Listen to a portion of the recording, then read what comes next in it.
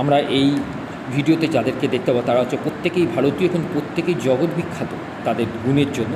তাই এটা একটা জিকের ভারতীয়দের মধ্যে ভারতীয়দের মহাকাশচারী হিসেবে আমরা প্রথম পাই রাকেশ শর্মাকে। মহিলা এভারেস্ট জয়ী হচ্ছে বৈজেন্দ্র পাল। সচিন তেন্ডুলকর হচ্ছে টেস্ট ম্যাচে সর্বশ্রেষ্ঠ অধিকারী রানী।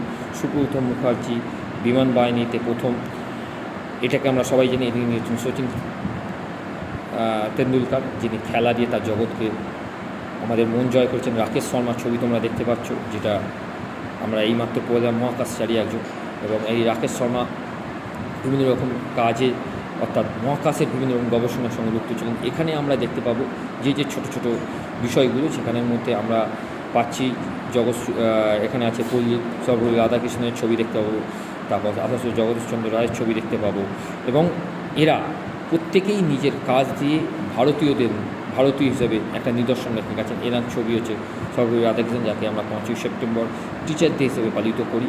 এনার জন্মদিন 5ই সেপ্টেম্বর, সেটাকে স্মরণ করে রাখার জন্য এনাকে বিশেষভাবে আমরা মনে রেখেছি। এরপরে যার ছবি আছে সেটা হচ্ছে নেহেরু, অর্থাৎ জওহরলাল নেহরুর ছবি তোমরা দেখতে পাচ্ছ।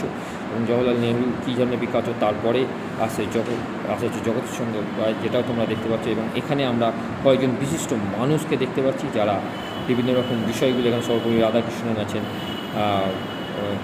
তারপর সরোজিনী নাইডু আছেন, দাদাভাই নৌরোজি আছেন। অর্থাৎ এরা প্রত্যেকেই ভারতীয়, যারা বিশেষভাবে পুরস্কৃত হয়েছিল এবং অস্কার পেয়েছিল। আমাদের সত্যজিৎ রায়, তাদেরও ছবি তুমি দেখতে পাবে এর পরের ভিডিওতে।